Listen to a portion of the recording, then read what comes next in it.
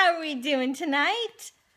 Well, I'm continuing the topic that I began earlier today about becoming a mother-in-law. So I know this is something that is not the easiest transition. It's really kind of challenging. Carlin, you're not here yet, but someday you will be.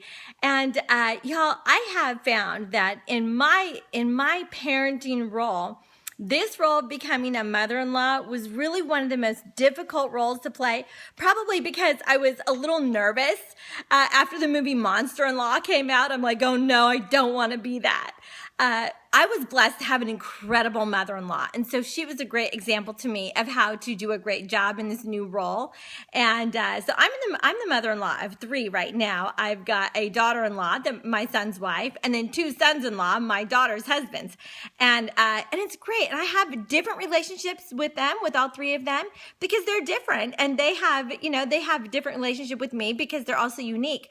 But I do have a really good relationship with all of my in-laws, and I am so blessed, so blessed.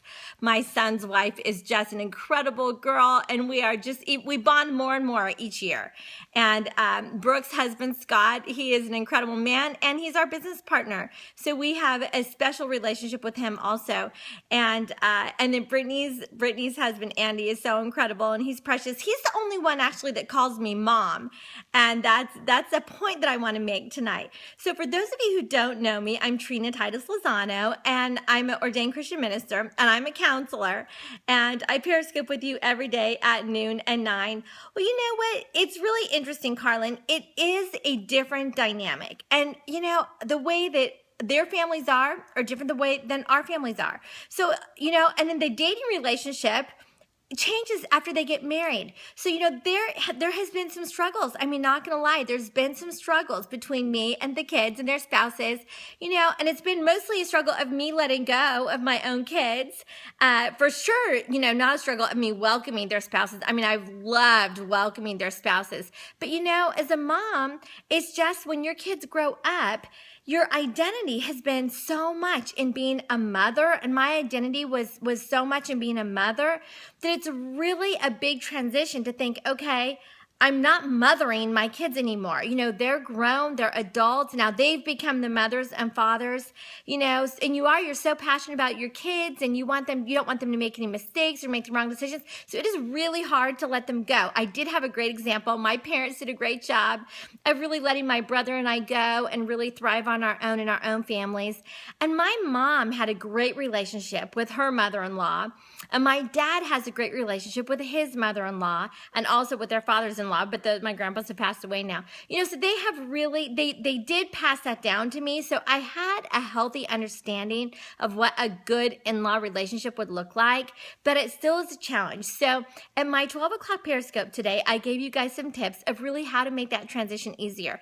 Great reminders for me because it's an ongoing process to do this. So I'm going to give you 3 more tips tonight to hopefully help those of you who are start praying right now, Carlin. And remember, Carlin, you're raising your kids to leave.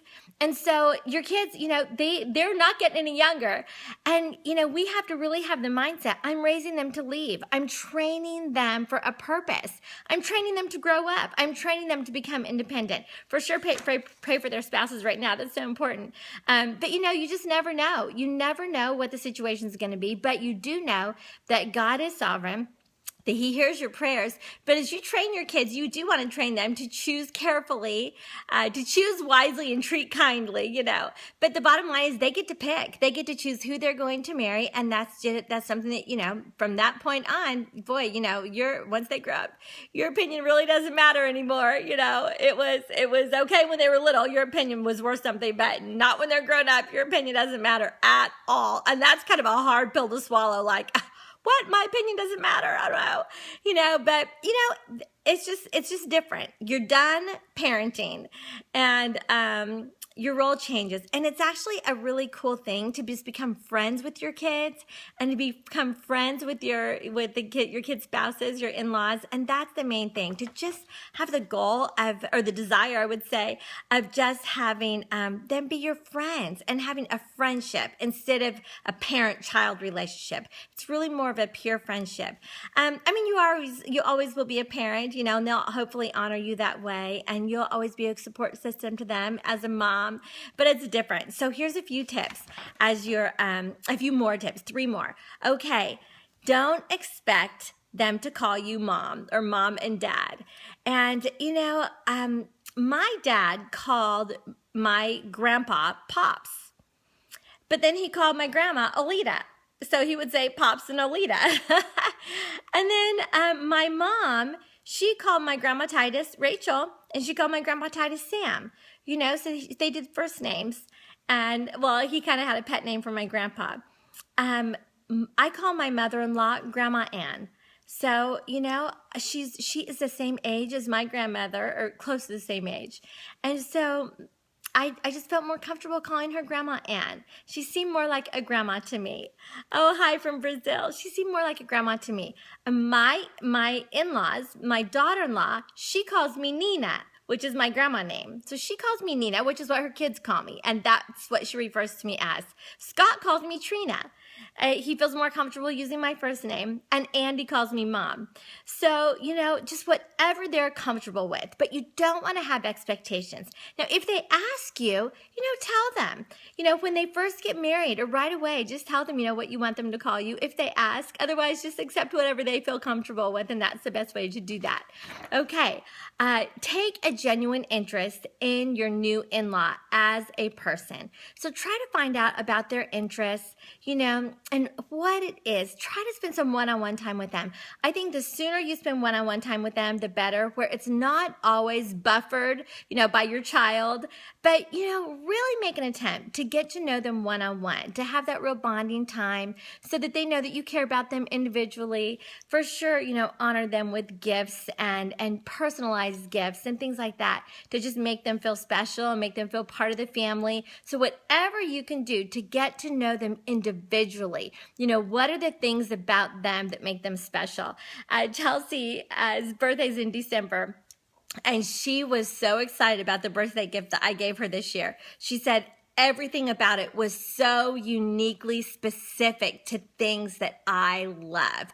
And she just loved the fact that I had really put a lot of thought into her gift and made it really specific to things that she loved. That's important. That's just a way to really bond that relationship, is to pay attention to them as an individual, not just as your daughter-in-law or your son-in-law. So, or the spouse of, your child. So an individual. So really give them honor that way. Another thing is, don't treat your in-law as a rival who has stolen your child's love. And I think that's what happens. The movie Monster-in-Law really made a good point with that movie. Same, but anytime there becomes like this competitive attitude between you and either your daughter-in-law or your son-in-law, or a competitive attitude amongst the family, that's the idea that them marrying into the family has taken your child away from you, so that your love is divided. But it's not, it is multiplied. So as you are transitioning into becoming a mother-in-law, be sure that you don't nurture a sense of competition, but that you really just embrace them and you love them. You felt that from your in-laws. He was a single child raised by a single mom.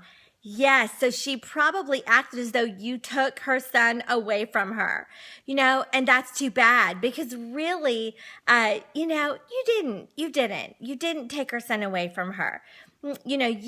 She gained a daughter is really what happened. But how wonderful would it have been, Carlin, if it would have been different? If she would have realized that her love is being multiplied, not divided. And sometimes, it really is helpful if the child, if her son, if KJ, if he had an opportunity to say, Mom, my love for you is not divided with Carlin. It is multiplied. It is multiplied. Carlin, it still can be. Don't give up.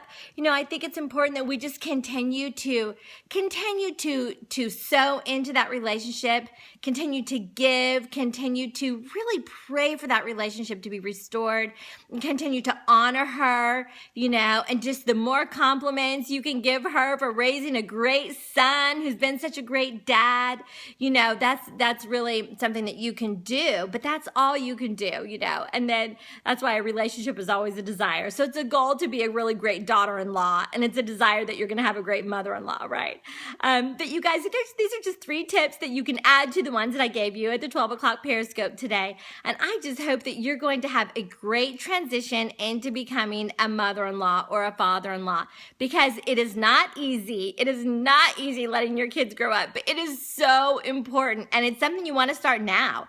You know, so Carlin, even now, as you talk about your mother-in-law, keep it really positive, especially, you know, when your kids are listening. Keep it really positive so that when your son gets married, that he'll encourage his wife to be really positive towards you. You know, so really you're planting the seeds of how you treat your mother-in-law, of how your daughter-in-law is going to treat you. So you want to plant those seeds and really do a good job planting the seeds, because someday that's going to come back around to you. But anyway, thanks for Periscoping with me tonight. And thanks to everybody who's watching on the replay. I love my replay viewers as well. And God bless you in this next season of your life, and just continue to grow in this new role of having adult children, and enjoy your new role as being a mother-in-law. God bless you. Bye-bye.